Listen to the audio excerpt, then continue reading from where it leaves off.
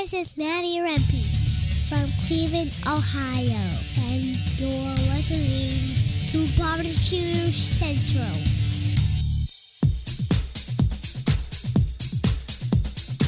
Happy to have you aboard here for the really big barbecue show. Boing. We cook because we have to, and we grill because we want to. Hit me! Fine, how's it going? You have a great show. I'm a big fan. Boing. So what seems to be the problem here? This man looks like he's dead, and he's in the crackle. Charbono! It's all about the charbono, dude! Succulent fish! What? We ate 54 wieners. But listen, Libertius, shut your face. I'm shaking like a dog shit peach seeds. We have top men working on it right now. Top men. And just like that, we are into the second hour. Welcome aboard. It's the Barbecue Central Show. We talk about barbecue and grilling stuff here on the show. We haven't for a couple weeks, but we're doing it now. No doubt we're doing it now.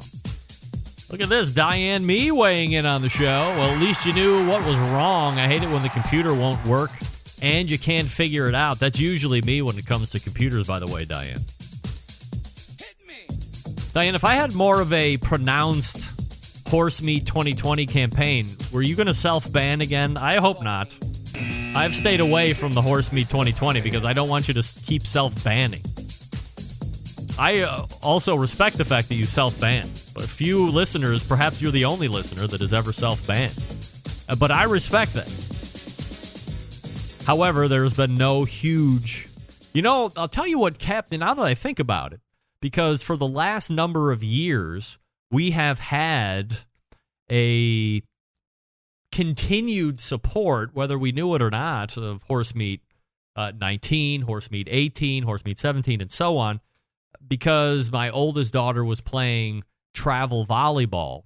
And as we would tour the country at these national events, she would wear, inevitably to a practice, she would wear whatever the current year's Horse Meat shirt was. And her teammates would say, what's the deal with this Horse Meat shirt that you're wearing? And then she would tell them, and oh dear, we got to have a t-shirt. So inevitably I would infect 16 new, what happened to be female members of the grassroots movement of horse meat, whatever the year was. And they would get I would have, Jon Solberg would make me these t-shirts, and then we would throw them out to the girls. They would wear them around, and I have minions running around here for many years, probably close to 50, and they still wear their t-shirts, and they still call Bobby and say, hey, I wore my horse meat t-shirt today. And it's fascinating for me that the youth is here to pick up arms at a moment's notice, even to go so far as generate and keep going the horse meat movement. But coronavirus has stymied the horse meat movement like everything else. We didn't have a travel volley. We had 2 or 3 tournaments, tops. And just as Marley, the youngest, was going to and start infecting a whole new generation of potential horse meat suitors, coronavirus kicked in and kicked the whole thing right in the neck. That was it. So perhaps next year we will find a horse meat 2021. Who knows? John, get your t-shirt guy on standby and get the plates ready to throw in the printing press so we can go 2021 if need be. Don't forget, you can follow me socially on Instagram, Twitter, TikTok, and Snappy Snaps at BBQ Central Show. Do it on Facebook /BBQ Central Show. And there's also a live video feed here, and I am watching the chat roll. Gerald Cates says, we're doing it live. That's right. Finally, Gerald, we're back and better than ever. Jeff Rice giving a bunch of technical information here for those streamers, saying that if you want to stream to multiple locations, which I had been doing at the old location, I was going to YouTube, I was going to the Facebooks, I was also going to Periscope, believe it or not, so 3 different platforms at the same time, also generating the audio stream. Also, I was going, recording the show as well. So there was plenty going on. And I didn't have any more than 10 up. Somehow I was getting away with it, I guess. And Jeff is saying it's best to have 25 upstream for each platform. Well, bad news, Jeff. I only have 25 here, and that's an upgrade from 10 to 25. So I probably will keep it at Facebook only since I only have 25 up. Now, the benefit of the new rig, remember, internet bandwidth and computer processing are complete separate entities. My CPU game is as strong as it's ever been. Right now, Rusty is in the green room. Doug is in the green room. They've connected through vMix. I am recording. I'm streaming. I have plenty of tabs open on the internet for Google Drive. I'm looking at social media, all of that. I'm running at 19%. Crazy. There's no way. I mean, this computer is got the biggest balls on the planet right now. But it doesn't make a difference if your internet isn't as capable as the rig. So I continue to be limited by internet. I have no idea. I mean, I live in a pretty decent neighborhood right now. I mean, just ask Maddie's boyfriend, who came over like 3 days after we moved, left every window in his car open, left the keys in the car. And Maddie said, "You left everything open and the keys are in." And she said, "Well, yeah, I know." And she said, "Why would you do that?" He's like, "Well, you live in a nice neighborhood now." What did we live in 3 days ago? It's like, well, you had crackheads living across the street. I'm like, what? Crackheads? They were a little crazy, but I don't think they were crackheads. But, man, you move 5 minutes down the road, and you can leave the windows down and the radio on and the keys in the car. You live in a good neighborhood. Okay, whatever. So, what can I say? But until Willoughby decides that they want to invest in or team up with any number of internet service providers in my area, AT&T, Spectrum. Spectrum has a gig plan, but their gig download, I mean, who gives a crap about download anymore? I mean, anything over 100, I mean, what do you need that for? I have 450 megabyte download speed, and I can only get 25 up. I mean, what the hell is that all about? How come I can't get 100? Is this crazy that we're nerding out talking about upstream and downstream? Yeah, you're damn right it is. But I live in a place where you can leave your windows down, and I can only get 25 up. I mean, what world are we living in here? I can get 455 down, and I can't get 100 up? I don't understand that. Somebody's got to explain that to me. And by the way, Malcolm Reed, who, congratulations, just crossed over the 1 million subscriber mark while we've been off for 2 weeks, unforeseen. He's in Hernando, Mississippi, or wherever the hell that is. I mean, there's got to be swamps and lakes in between all of the neighbors there. He's getting fiber. They're getting fiber where they're at. I can't even smell fiber where I'm here. I'm relegated to coax. Spectrum is my best offering. AT&T dropped to 18 megabytes download and 1.5 megabytes upload speed. That's the worst since dial-up. That might be dial-up now. 18 down and 1.5. I mean, what can you do with that? One person can watch one thing on their phone. Everybody else in the house, you can't do shit. Wait your turn. Get in line. Get your old MP3s that the music is actually saved on it and play. Like, I think Doug is selling MP3s by the truckload because he kept them all as he was growing up. He's got like 10 of the little iPod minis, like that look like half credit cards or whatever the hell he's got. Like, that's what you need to have in this house if you had AT&T. You only get 18 down. Give me a break. By the way, truer words cannot be spoken by this guy, Gerald Cates. First world problems. Well, guess what? I live in the first world, Gerald. I got problems. My download speed ain't got it like that. I mean, really, what are we talking about? Unbelievable. By the way, I got a minute left. Episode 135 of the Best Of making its appearance on Friday. By the way, didn't miss a best of during this 2-week hiatus. We'll take you back to July 2019. Longtime listener to the show and one of the top pitmasters on the competition side of things, Sylvie Curry of Lady of Q will be making her best of appearance. Within these minutes, we get some background on Sylvie, how she got into competition barbecue side of things. A great listen, one you'll definitely want to go back and listen to the whole segment. Remember, as with every show that Jon produces, the link to the full show is in the notes, so utilize that. And let me tell you this. Within that same show, interviews with Jason Ganal of GQ Barbecue and John Nilgis of Parrot Head Smokers, competition legends, so you have to get that show.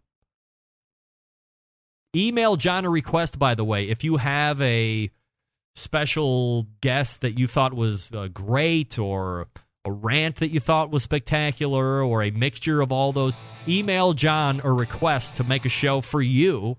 He will do his best to meet your expectations. JON@thebbqcentralshow.com. Ask him. He'll do it. I've seen him do things. For the best of show, I mean. Embedded Correspondents are coming up next. And I'm here to talk to you about Pits and Spits, because since 1983, Pits and Spits has been handcrafting smokers and grills in Houston, Texas, and within that time, establishing itself as one of the premier brands in high-quality offsets, and most recently, pellet cookers. Pits and Spits sets itself apart by using heavy 7 and 10 gauge steel in every cooker, fully welded construction that you can feel when you use the unit, and 304 stainless roll-top lids on the front shelf of every smoker. Why does it matter?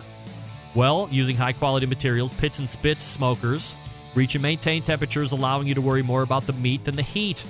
By providing a fully welded smoker, you don't have to worry about grease or smoke leaking out of the barrel, or about the grill rattling apart as you move it through the backyard. And by using 304 stainless, you're getting an heirloom quality product that you'll be able to pass down for generations to come. Now, where some companies focus on being the low-cost provider, Pits and Spits focuses on craftsmanship and using quality materials. Are there cheaper ways to manufacture the products? Sure.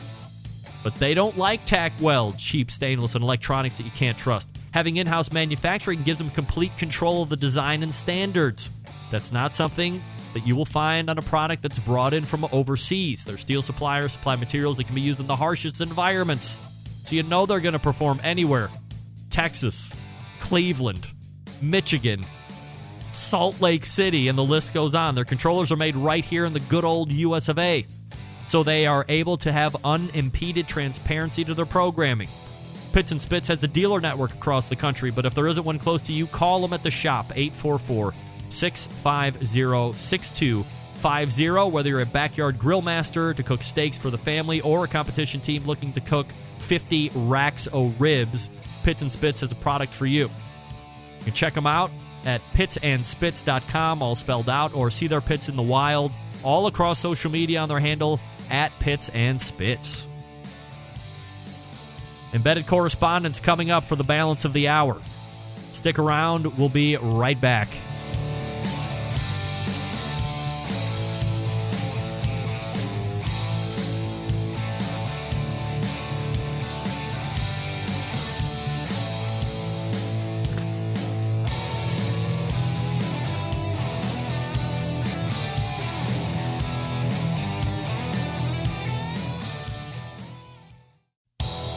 Monthly visits from a killer hog, a cooking guy, a man named Meathead, the author of Barbecue Bible, a grill girl, a bristly barbecue journalist, and the male feasts of the barbecue world known as the Embedded Correspondents.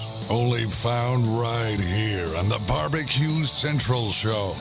All right, we're back in this portion of the show being brought to you by Pit Barrel Cooker, the most unbelievable outdoor cooking device on the planet. Currently available in 2 sizes with a host of accessories. Whether you're a beginner or professional, it's definitely a cooker you want to add to your arsenal. Visit pitbarrelcooker.com and tell them the BBQ Central Show sent you. Oh my goodness, it is the 4th Tuesday of the month, and after 2 weeks off, no better way to get going than by rolling in the Embedded Correspondents. So as I unmute them, we welcome in longest-running correspondent to the show, Doug Scheiding, top right, Jon Solberg in Michigan, bottom left, and brand Nubian embedded correspondent from the great city of Utah, Rusty Monson. There he is. All right. So, Rusty, let's start with you since you're the newest. If folks missed your first couple appearances, very brief background on you, what you're into, and we'll take it from there. And, Rusty, you got to unmute yourself. Test. Got nothing there. Oh, Rusty. Where's your audio, pal? Nothing. Oh, boy. Boys, what do we know about this? This is not the way we make our first impressions on this show. I can tell you that. Oh, dear. I've been there. Where's the Anthony Lujan when you need him? That guy's always ready. Look, he's quit the show already. He's walked off. In his defense, great banner in the background. It's not even green screen, if you can believe it. Doug, can you hear me? Yes, I can. All right. Can you hear me? John, you can hear me, right? Yeah. All right, John can hear me. John, can you say something so I make sure I have you live and in person? Absolutely. Oh. Do you have me live and in person? Okay, I have you live and in person. Still no Rusty, though. That's a shame. Wow. Well, let's do this. Let's go ahead and make it really uncomfortable and push in on Rusty and see what's going on. Let's go. Rusty, what's the problem? What are we doing? Ready? 1, 2, 3, go. Nope. No. Nice. John, let's start with you tonight. Worst moving stories, things that you hate or love about moving. I hate moving so much, I don't do it. I haven't moved since 1995. Really? And the next time I plan on moving, unless there's some weird economic thing, which is, possible. It's currently happening. I will be getting a big TV, going to my room to watch BBQ Pitmasters. And you know where I'm going then? Yeah, you're going into the retirement home, if I remember correctly. Yeah, the nursing home, baby. That's right, nursing home. You're going to watch Pitmasters. You're going to watch the pay-per-view barbecue show that Dane Neal put on. You're going to get all your viewing done at that time. Yeah, I'm going to get caught up with that and maybe The Walking Dead in my spare time. Oh, all right. Doug, your worst moving story? Well, up until the 6th grade, I'm an Air Force brat, so we moved every year. Wow. Up until I was in the 6th grade. So I was one of the nerdy kids that built Legos and had furniture and packed them in and, would watch them. I was just fascinated by the movers packing stuff in. So one particular time, I think it was when we were moving to Denver, I remember how they packed the moving van, right? The back of the moving van. And then when we got to Denver, things were in a different order. Uh-oh. And lo and behold, all of our electronics magically disappeared off that truck. No way. Yes. All my dad's stereo equipment, back then it was a lot, kind of like your setup that you've got. Yeah. But it was a tragic thing. So we always would have, when we moved after that, we always had another car that would tow a trailer that had all of our things that we didn't want stolen. Yeah. Now, Doug, be honest here. Did Dad have these things stolen, and we did a little insurance to upgrade, or these were straight up heists? Oh yeah. Oh no, these were heists because these were stuff that he got through his military travels and stuff like that. All the old stuff, reel to reel and that kind of stuff. So yeah, Doug, how many times did you move growing up? Gosh, 11 maybe. 11 times? Are you kidding? I mean, as a youth, that has to F with you mentally. I mean, you never can land and grow roots anywhere. You're up and a new set of friends the next year, right? I was a definite introvert. I was a definite introvert till 7th grade. Hey, someone's on. Rusty, shut up now. Yes. Okay, just because I'm in the middle of an interview. All right, just because can you hear me now we can hear you. Now you got to shut up. All right. Oh my God. We can hear you. Yes. Yes. Shortest running embedded correspondent, Rusty Monson, will soon be joining us. Wow.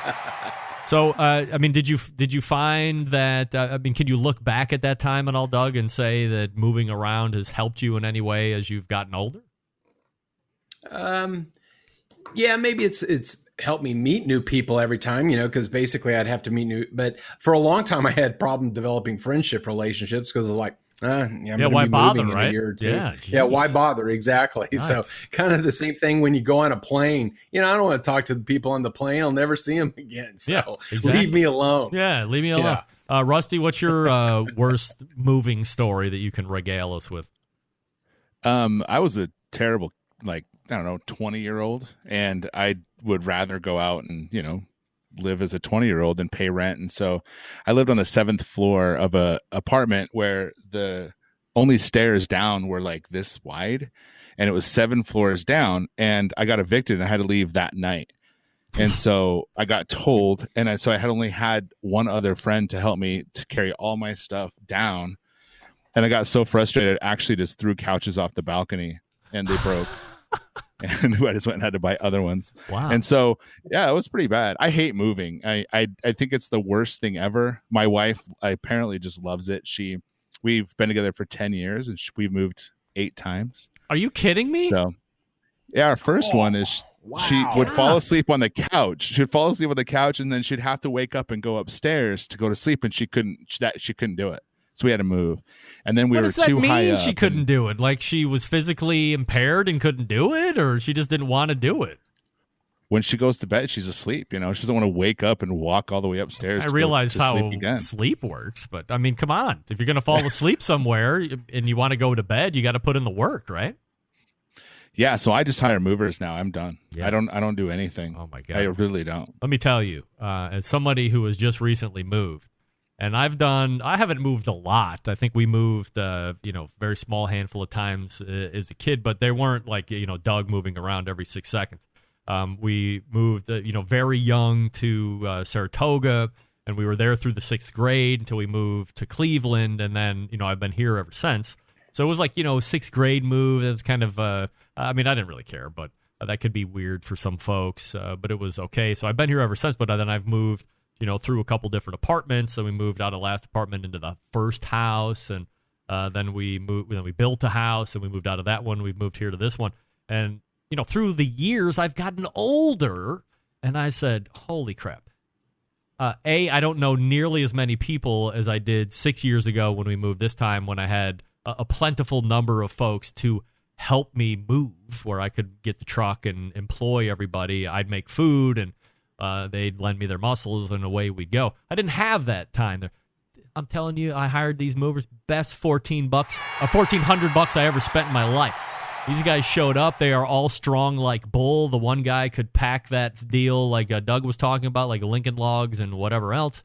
And they brought it all here and shipped it all down, and all we had to do was unpack. It was the least backbreaking work. In fact, this whole move has been a constitution of me paying for things that I can do. Could I move? Yes, I'm going to pay somebody to do that. Could I paint the house? Yes, I'm going to pay somebody to do that. Why? Because I'm not going to be able to get that time back that I'm spending painting the house. Am I saving money? Yes. Well, guess what? I'm going to make more money next week. So at this point, I'll pay the painter. I'll pay the mover.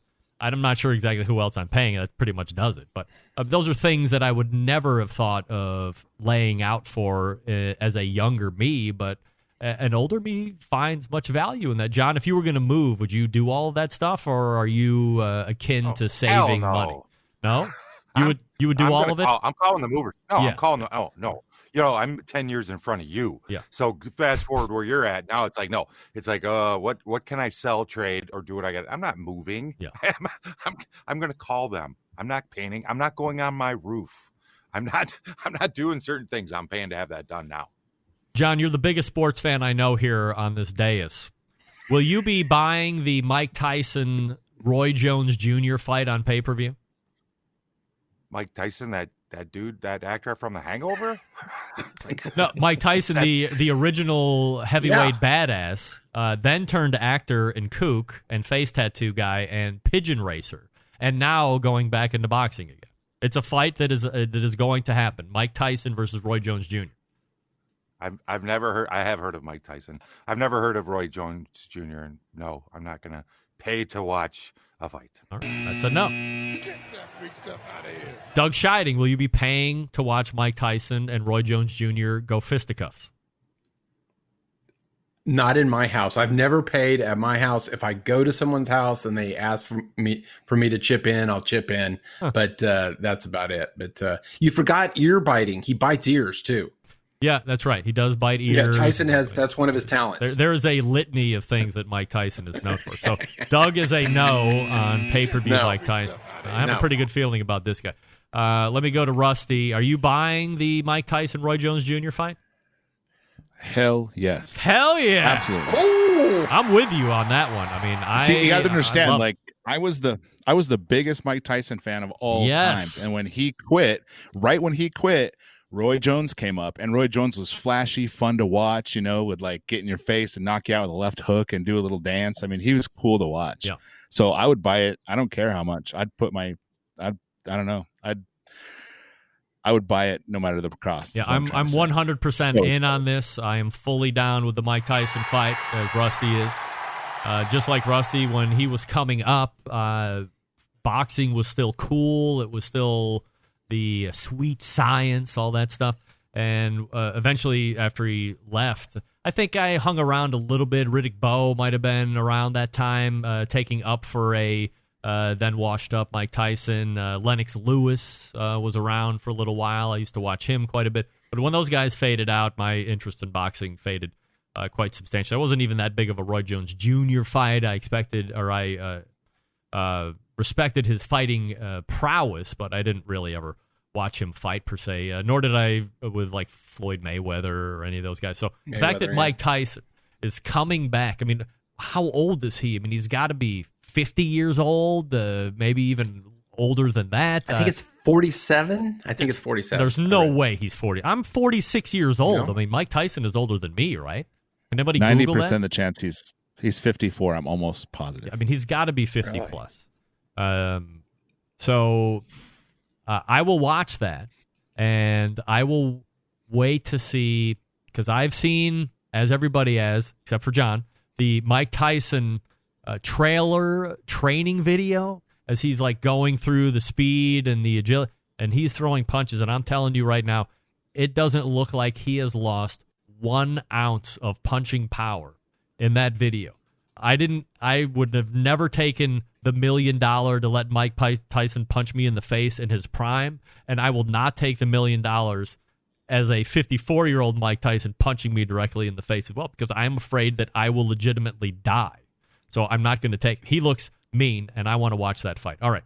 I want to ask Rusty about the Lion Energy product. This is something that you guys talk about. It's probably a sponsor of yours on your Pitmasters podcast. But this is something that potentially has a real ability to usurp those that rely on generator power. So tell me a little bit about it and why it's so great. Because I'm a growing fan behind the scenes. Yeah, like we don't do generators, and we did barrels in the competition cook, so we didn't use power. And we're very adamant about not using power. And in fact, one of our first 5 competitions, 2 of them lost power at very crucial times. So I was like, yay. But now we cook on a Green Mountain grill, and we cook our chicken, and then, now we have to use power.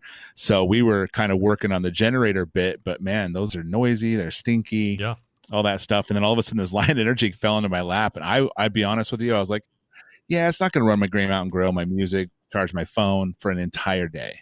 But we cooked it on it the very first time at an SCA cook. We had that Green Mountain grill going for ancillaries, for the steak, for all of it the entire time. And it didn't even, the bars were full the entire time. Wow. It just hummed along. We couldn't even kill. So I'm out here. We use it constantly now. Just Anthony and I, just the other day, we did a little thing on our Facebook, and, we want to do outside. So we just grabbed the Lion Energy, had it out, plugged it in. Just simple as that, to run a music outside when you're, having a party like the 4th of July, and you name it, man. That thing, I haven't been able to kill it. And when I mean kill it, with the solar panels on it, I haven't been able to get it to go past just, down 1 bar. So it just stays full charged with everything I've thrown at it so far. So, and I've thrown a lot at it. A Yoder, a Green Mountain grill, phones, and a radio at the exact same time. How big are the solar panels that you're plugging into this thing? Do you need a truck and you mount these things on your house, or what? No, they fold out to a pretty good size, but they fold together in like a little case, nothing bigger than a suitcase, a small suitcase. You know, they're pretty small. We use 2 of them because you can plug 2 in at the same time, and they're not bad at all. They fit right in the back of my truck really nicely. Excellent. They're only like this thick, you know. How much is this situation all in? With both, I think you're around $800. I mean, with you're using both of the solar panels, but I think it's just like $400 or $500 for the unit itself. We have a Safari LT, and it's one of those things that you buy and you don't realize that you need it, and when you buy it, you like, how did we live this long without this thing? It's great. I haven't been camping with it either, so it's gonna be cool. I'm excited. I don't know how much, Doug. How much is a Honda generator cost? I mean, those are like a couple grand, right? No, an EU 2000, which is what I have. I actually have 2 of them. They're about $1,000 a piece, and I bought mine on Craigslist for like $600. And those are like the super quiet ones that everybody talks about. Those are the quiet ones, yeah. So it's the people next to you that have the loud ones that you want to kick out of the contest, sort of thing. So that sounds like Rusty had one of those. Yeah, well, I have one of those in my garage right now. So in case the power goes out, I have something that can at least keep the refrigerator cold, and we can keep the internet up and running, all that stuff. But I mean, that thing is just absolutely very loud. And I bought it at Harbor Freight. I think that thing was probably $1,000 on sale. I mean, it was one of the bigger ones. So to have something like this is generating no sound whatsoever and potentially limitless power, depending on if you have daytime access, it sounds like it would store pretty good. I mean, John, would you be interested in solar power like that? Oh, absolutely. If I didn't have a couple of 2200 Hondas laying around, I'd be all into it. Yeah. But I'm already invested. But yeah, I think it's fantastic. I'd love to get my hands on one. Does the company have growth potential here, Rusty? Are they going to be making inroads to, all this live fire lifestyle, or what? I think so. I mean, they came and talked to us about it. So Anthony and I both have one. A lot of the barbecue guys I know have one. So I think it's crucial for it. I mean, it'd be nice to see people having it out, because I'm kind of a hippie that way. I like to see people going away from gas and things like that. So that's one good point of it. But I'm starting to see a lot of people getting them and using them in the barbecue world, in the live fire world. So hopefully they're nice. How many amps? Rusty? I don't know. How many? I'm not sure. Okay. Rusty, you said you powered your Green Mountain Grill with it. Do you use the pizza oven insert with that too? No, not yet. I have a pizza. I have my own pizza oven, so I don't need it. Don't need it? That's like saying you don't need to breathe. I mean, Green Mountain Grill and pizza oven insert are like hand in hand. It's like food saver and barbecue. What are you doing? It cooks chicken, and that's it. It just sits in the corner. It looks really pretty, and when it's time to cook some chicken in the comp, it comes out with us. Yeah. Man. It cooks our chicken. That's it, man. Nothing else goes in that Green Mountain Grill but chicken. Look, let me tell you something. This is why competition barbecue continues to fail in this generation, because you have different cookers for different meats. You have a Green Mountain Grill chicken cooker. You have a drum to cook this. You have something else to cook that. By the way, Doug, I have an answer for you on how many watts. If you look at the screen here from the Anthony Lujan, 500 watts, by the way. So, okay, that's not many amps. Oh, okay. 500 watts. So whatever amp calculator that is. It's about 4 or 5 amps. Yeah. There you go. Yeah, 4 amps. So 4.5. You don't, you won't use that Green Mountain Grill for anything else, just chicken.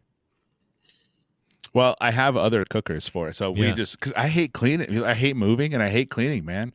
I don't want to have to go clean out if I can get away with not doing a chicken cooker. Yes. Awesome. So nobody touches it, and that's why. All right. We're talking with the Embedded Correspondents right here. Doug Scheiding to my right, Jon Solberg down there at the bottom left, and new and audible Rusty Monson at the bottom right from Utah.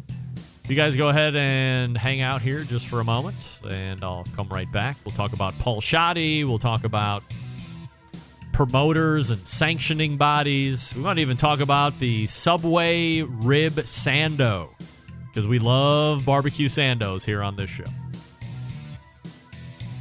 Southside Market is something else we love. Anyone who loves sausage and barbecue, you're going to want to listen to this. First of all, they're established in 1882. We know that. Southside is the oldest barbecue joint in Texas, and they've been owned and operated by the same family for 3 generations. Famous for the original beef sausage. All meats, including prime briskets, are smoked low and slow for many hours over real Texas post oak wood.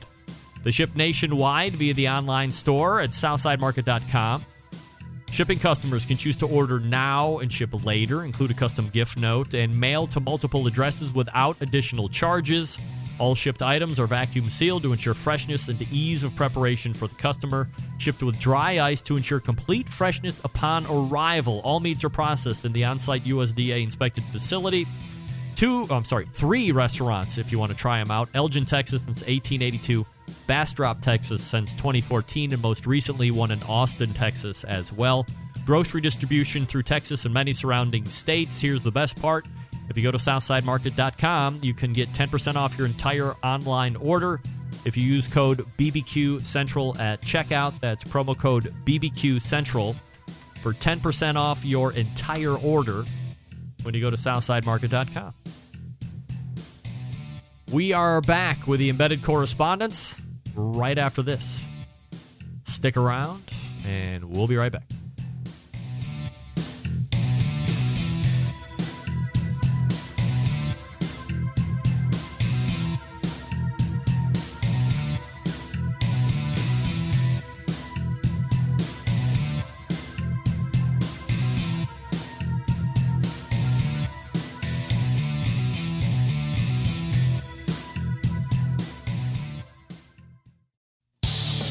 Celebrating over 10 years of prolific and unparalleled live fire barbecue and grilling talk.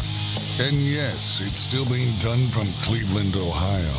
You're listening to the BBQ Central Show.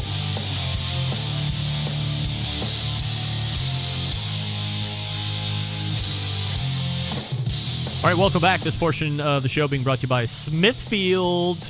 Head on over to smithfield.com through the grilling season for recipes as well as tips and tricks from Chris Lilly and Darren Worth and Ernest Cervantes and Childs Cridlin. With mouth-watering flavor and no artificial ingredients, Smithfield Fresh Pork, quite simply some of the finest pork money can buy. It's a trusted choice of World Championship pitmasters for uses at competitions and at home. And I found it this past weekend when I did my pork tenderloins that everybody gave me a DM shit about. I got to tell you that. Look weird. The Embedded Correspondents are ready to join me, but before we do that, are you ready? You have to put on the headphone, right? Otherwise, we're not going to be able to hear you. Making a quick appearance in the brand new studio is Bobby. Heyo, Bobby. Hi, everyone. How are you? Am I on the camera? No, this is not working. God damn it. Is that working? I don't even hear myself. I can hear you. Well, I don't. No, why don't Peanut, back off. Oh, well, of course you don't. Now you do. Okay. Is that good? Yeah. All right. Peanut has a cut on him. Can everybody hear Bobby? Come here. John, can you hear her? Can you hear her? You can? All right. Yeah. Okay. Yeah, you got Peanut. All right. So what do we think of get the microphone placed right? I mean, come on, it's not your first time. Up to the face. There we go. Oh my Lord. Every time's the first time. So what do we think of the new digs right now? It's nice. Yes. In here. And where have you been? I was at volleyball. Yeah. But I have to leave to go watch some dogs. All right. How was volleyball? Did we win? No. What?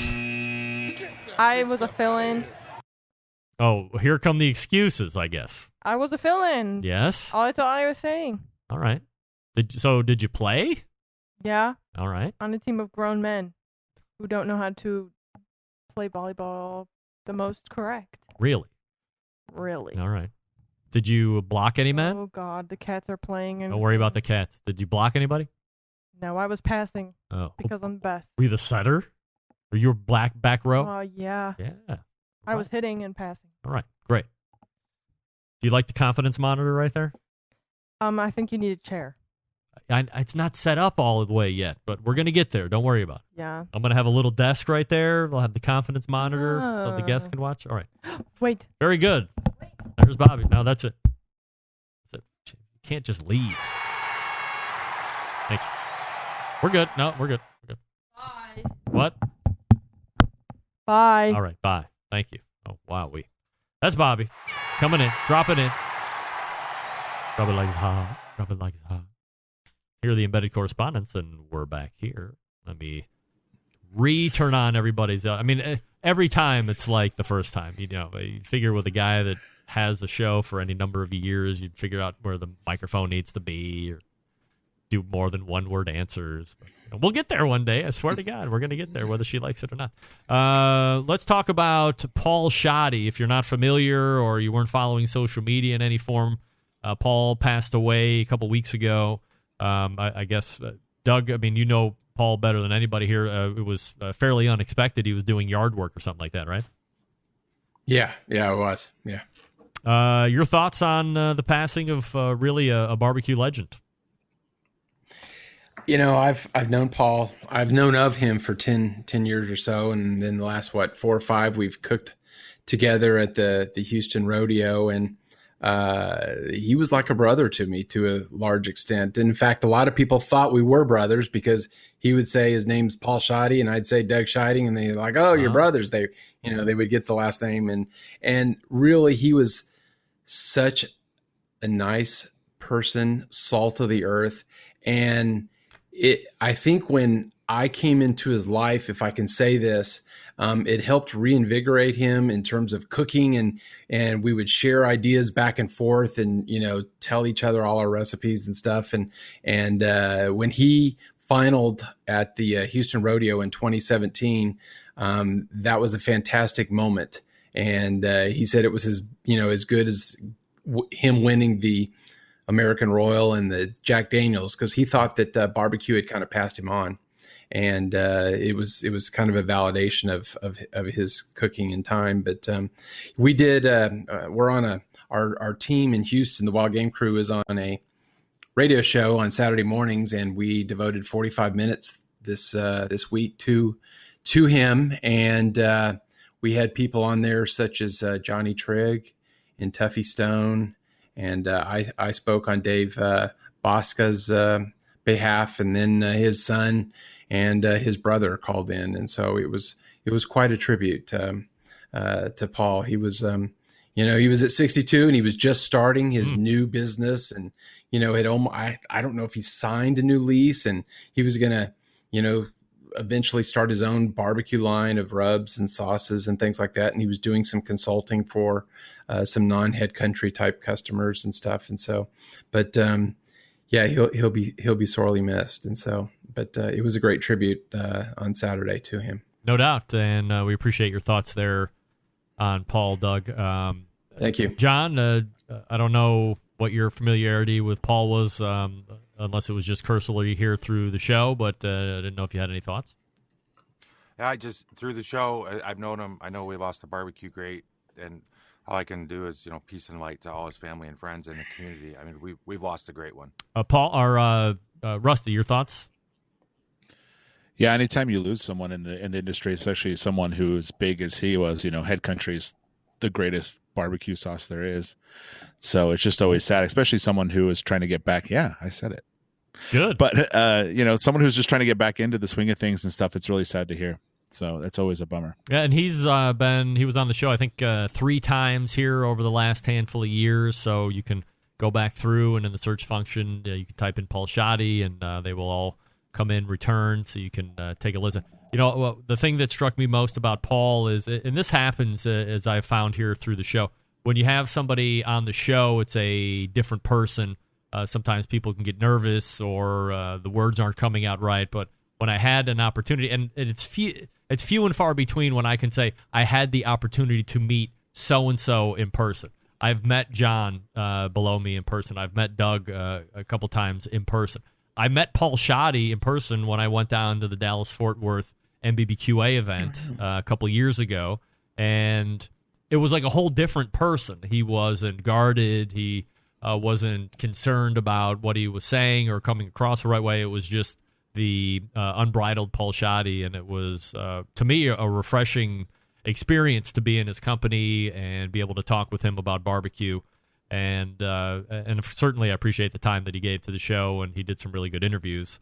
And as everybody else is saying, young, in 62, I think my grandfather, my mom's dad, passed away at 62 in a similar fashion, washing a car out in the front yard, had a massive heart attack, and that was it. I remember that was like in second grade or whenever that happened. So He was real young when that happened, and Paul was ready to move on outside of the head country realm and brand, which he helped bring to wide prominence. Let's talk a little bit about the competition side of things here. Promoter versus sanctioning body for competitions.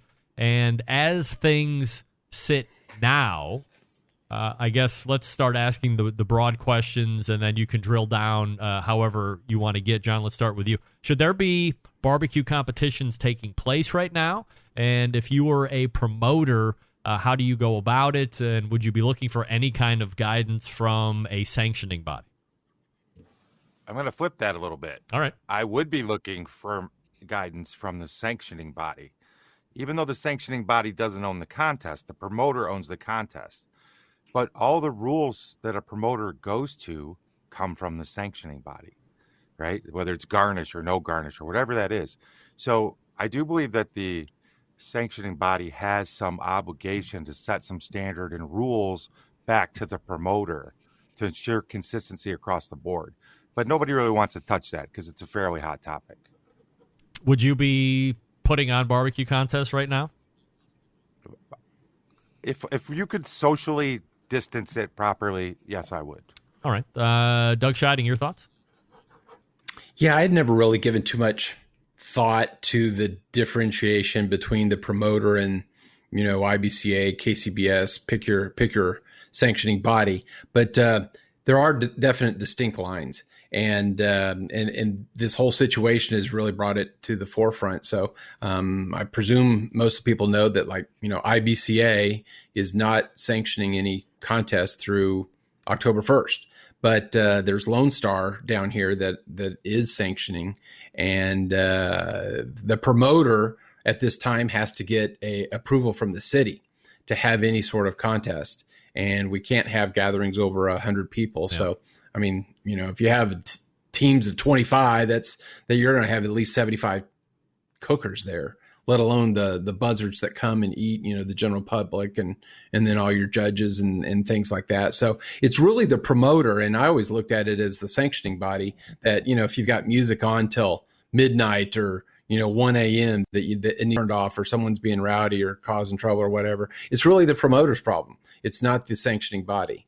And the sanctioning body needs to be the leader in the standpoint of, is it going to be safe or is it not going to be safe to hold contests?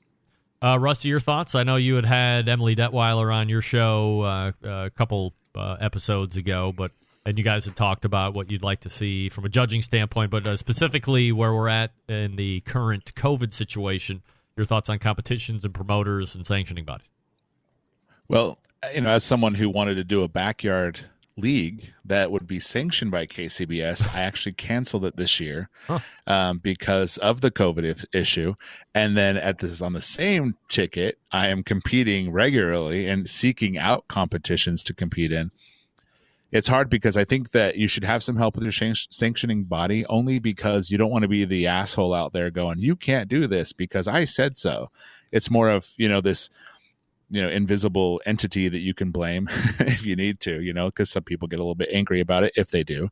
And so it's nice to have the rules set and everyone knows. That's where a sanctioning body could come in. But as far as a promoter goes, it's, and it's impossible. I've been to them, several of them lately. And, like I said, you can social distance in this competition world naturally, and it's not hard. But unfortunately, especially as barbecue folk, we're very, very social. We want to see each other. And next thing you know, you're talking and you look around and there's 12 of you basically hugging. So, it's hard. So me personally, I didn't do it because of that. But at the same time, I will compete.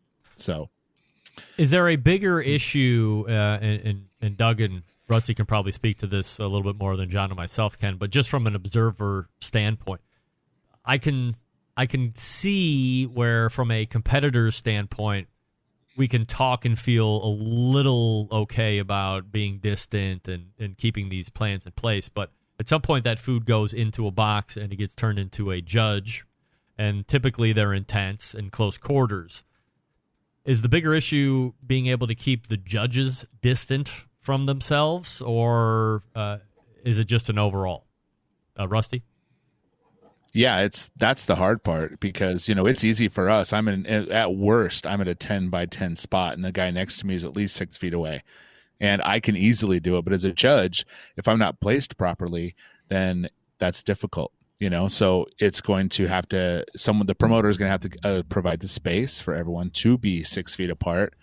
Everyone's got to be gloved up, masked up and all that stuff. So it's a very difficult situation. And that's where, you're right. You have to tackle that area. And in order to be successful, if you want to avoid any backlash with the COVID, it's right in the judge's tent, in my experience. Judge, you agree, or Doug, do you agree that judges is kind of the biggest issue here?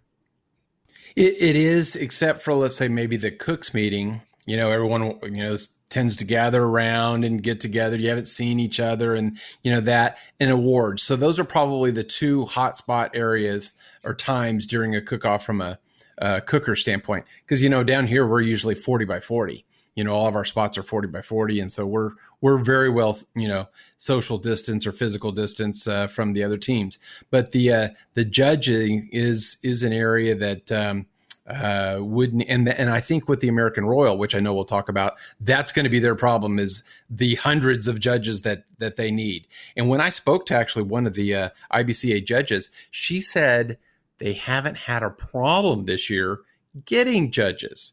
Normally at a contest down here, where we've got Becky Sue and Billy Bob, doing the judging, sometimes they have trouble getting judges, and then they ask teams for, people to come help judge. That's when I'm like, oh boy, consider not coming next year, because you've got someone that tastes the food, and that could be a little, if your box comes on that table, hey man, that's all 10s, and they're off to the next round. But and I've known in several instances where that's happened, but they've had more judges than they know what to do with, and so they actually have been trying to keep them all so that they can judge, which creates another larger problem. If you're only expecting 7 judges a table, or 8 judges a table, or 6 or whatever, so yeah, because they don't want to turn judges away because they won't come back next year. Judge, John, you want to add anything before I do one last break and then we come back and talk about the American Royal? Let's take a break and get to the Royal. All right, we'll take a break and get to the Royal. John's sending me away here, as he does professionally. BBQ Guru is the longest-running sponsor of the show. They've always believed that outdoor cooking should be easy and fun, because it can be, especially with the Monolith BBQ Guru Edition grill. It's a ceramic cooker. It's the world's first temperature-controlled smoker with a built-in power draft fan. This means smarter control and greater freedom with automatic temperature control. Easily choose your cooking time and temperature, and let the Monolith do the work of a sous chef or a barbecue pitmaster. With minimal effort, you now have oven-like precision at the grill, and you can serve the tastiest, juiciest meals each and every time. Go to the website, thebbqguru.com, or you can call them 800-288-GURU. That's 800-288-GURU. Ask them all your questions. They'll make sure you're outfitted with exactly what you need, and away you go. Longest-running sponsor of the show, continuing to be a breakthrough in barbecue technology. We're back with the Embedded Correspondents right after this. Stick around.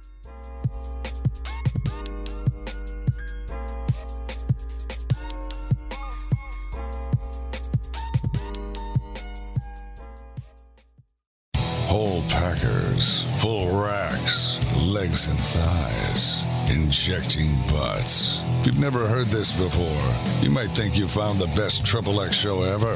Let's get back to the most homoerotic host out there today, Greg Rempe. And this portion being brought to you by The Smoke Sheet, a free weekly newsletter that keeps you in the know on everything happening in the barbecue world. Go to bbqnewsletter.com and sign up now. A great all-in-one resource covering the live fire industry, The Smoke Sheet. John and Doug and Rusty are back. So let's tackle this. Last month, Rusty, you weren't part of this, but I know you're a big fan of the show, so you probably had your own thoughts. We talked about the American Royal. We talked about the current state of where we're at in the country and the coronavirus and all this other stuff. And Memphis in May canceled, and a week after that, Jack Daniels canceled. There's been plenty of other barbecue competitions that have canceled as we've rolled along here through the weeks, and I've been waiting and waiting for the American Royal to do the same thing. However, they continue to maintain that they will try and make this event come off on time during the weekend that I can't remember right off the top of my head. So we went around the dais last month and said percentage of chance that this is going to happen. 100% chance that it will, or 0% chance that it will, or some places in between. So we will revisit. Doug, you are up first. Is there a 0% chance that the American Royal will happen, or a 100% chance that the American Royal will happen? Well, if you recall last time, I was 95-5, Right. and the 5% was for the 5 Hall of Fame inductees. Yes. I am now, I spoke to someone, no names please, Rule who number had conversation with someone high up in KCBS, and it sounds like I'm going 50-50 now. Really? Because, wow. yes, I am, based on this Feeling really conversation. good. Okay.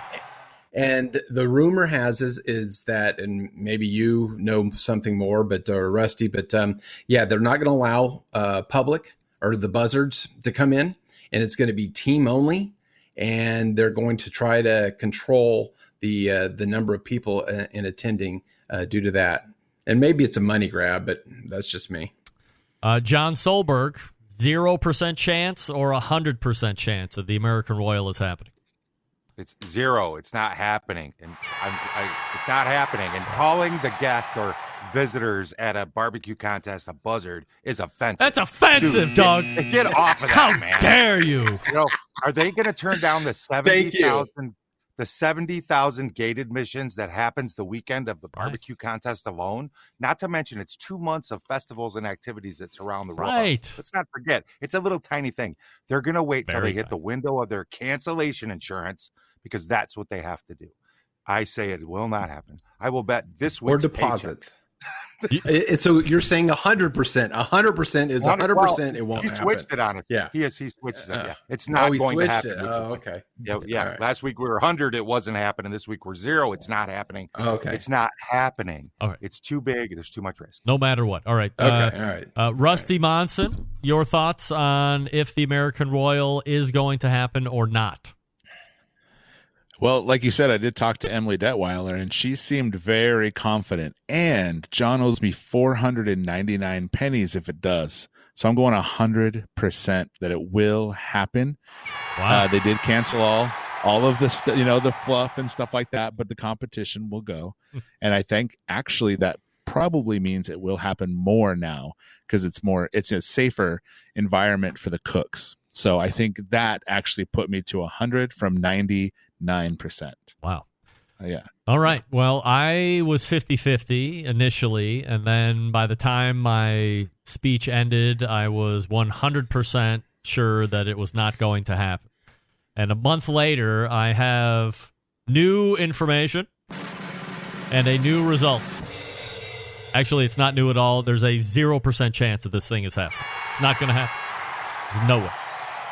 You can strip out everything you want. You can kill the buzzards, or as we call them in my world, customers, because they're paying. You can strip out all of that. It still doesn't change the fact that there could be upwards of 130 teams on day one, and there could be upwards of 300 or 400 teams on day two in the open. There's no way you're going to be able to regulate that many barbecue cooks to stay the fuck away from each other because, as Rusty said, they're just humans. You don't realize you're accumulating with each other until somebody's going, get away from each other. It's bad. If Memphis in May has canceled, how can the American Royal take place? Now, I will say, in complete contradiction, where I love to live in hypocrisy, perhaps the American Royal wants to say, we did it in 2020. I think that could potentially be an irresponsible flag to plant in the barbecue sand here. I'm merely speculating that. But we are really running up against where they need to make the call. and it could be coming. I mean, the end of the month is the end of the week, right? I think the 31st is on Friday, so I think we're probably right up against where they need to make that call. I would be shocked if we see the American Royal barbecue competition take place in any form or fashion. So I'm with John. And by the way, John and I are 100% right, and Doug and Rusty are 100% wrong. And we'll see how it all turns out here. Let me go around the crock here before I let you guys go. Doug, anything coming up that you want to talk about? Wait. Can't believe I almost let this one go, and we can run long on this. Gotta go. Will you at all, ever, while it's out, try the new Subway barbecue rib sandwich, Rusty Monson? Yes or no? Oh, man, I'm down to try anything, dude. I'll eat it all. I don't care. Yeah, give it to me. Yeah. I can't wait to isolate that from Rusty. I'll eat it all. All right, Doug, will you eat a Subway barbecue rib sandwich? Yes or no? Absolutely. If you recall, I liked their brisket sandwich, so yes, you did. You knew I was going there. Yeah. Yes, absolutely. Jon Assign Solberg. it to us. We'll do it. All right, Jon Solberg, will you eat a barbecue rib sandwich? I will take the assignment if assigned. All right, now let's back out just for a second. No assignment. I want to know what your personal feeling is here. Will you do it? No. No, of course. Won't do it. I'll make him do it. All right. Will I do it? Subway barbecue rib sandwich? Fuck no. Are you kidding me? I mean, I won't. If it's anywhere akin, which it has to be, to a McRib sandwich, and for as much as I love to hype the kooks that loved the McRib sandwich when it reappeared every year, making their Vine videos and Twitter videos about the McRib is back, it's the best thing ever. I mean, the best thing about McDonald's and the McRib was how they were able to yank that away from those monsters to have them then fiend for it for another 11 and a half months. Total magic. But outside of that, that sandwich is crap. When was the last time you saw anything with rib on it with pickles and onion slivers? 0 times.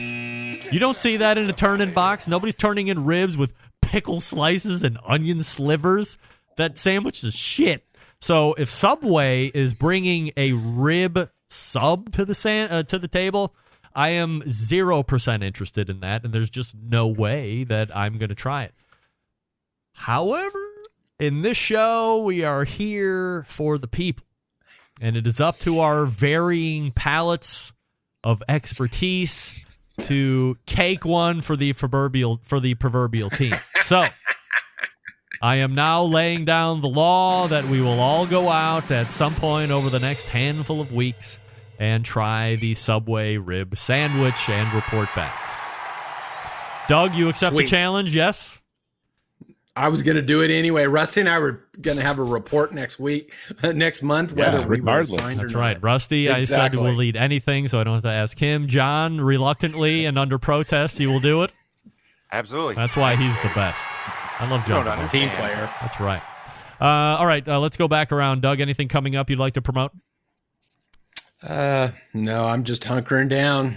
So yeah. I'm supposed to do an event in Bozeman next month, so we'll see if I go and do that at the end of the month. But otherwise, I haven't been doing too much. John, been cooking a lot at home. And John, anything coming up that you want to promote? Just don't forget this Friday, episode 135 of the Best Moments of the Barbecue Central show in 10 minutes or less. This week, we're going to talk to Sylvie Curry, and I can't wait. That's right. Sylvie! Fire night. Rusty, what's happening with you? Well, we're going to sear a steak, and then I'm going to get paid my my buy-in for that from you because we're going to win. We took second last time with a seared steak. Yep. We're taking it all this time. All right. We have Philip Dell on the Pitmasters podcast coming up, so check that out on Thursday. And then if you're a cook team, man, and you're around Utah, come to Kanab on August 15th. It's going to be a good show. If you're into it. If you're into it. All right. It's Rusty Monson, it's Doug Scheiding, and it's Jon Solberg right here. They are better known as the Embedded Correspondents. Gentlemen, always appreciate it. And thanks for hanging with me this evening. There you go. We're late, but it's worth it as we get ready to get out here on time. I guess first we'll run an ID. Run an ID? Host I want an of ID. Wine Library TV, a.k.a. Yes. WLTV. Yes. This is BBQ That's right. Central. Hey, all the way back in the first hour, we talked with Mike Lang from Another Pint Please, anotherpintplease.com. You can also find him on the Instagrams if you want. A lot of cool pictures and stuff. As he said, he's always taking picture of his food, like for dinner and stuff. So he's always got great ads to the Instagram, so follow him if you're not already. Second hour, Embedded Correspondents. Doug Scheiding, longest-running Embedded Correspondent from Texas. Jon Solberg from Michigan. And latest edition, Rusty Monsoon from the great city of Utah, joining us. Little audio hiccup there at the beginning, but we've come to expect that now at this point. Seems like the new guy always has the problem with the audio. Jeff Reiser came on 2 months in a row, had like zero audio. It's all right. We got it worked out. He added value by the end of the show, which I appreciate. Don't forget, as John mentioned, Best of Show coming up this Friday. First hour of this show will be up tomorrow. Second hour up on Thursday. Big show planned for you next Tuesday as well. We're locked and loaded with everybody in. We never even approached 20% CPU, which is great. Now, if we can only work on that internet, as I talked about. September 11th, 2001. I will never forget. Until next Tuesday at 9 p.m. Eastern, this is your program host and proud U.S. American, Greg Rempe. Good night now.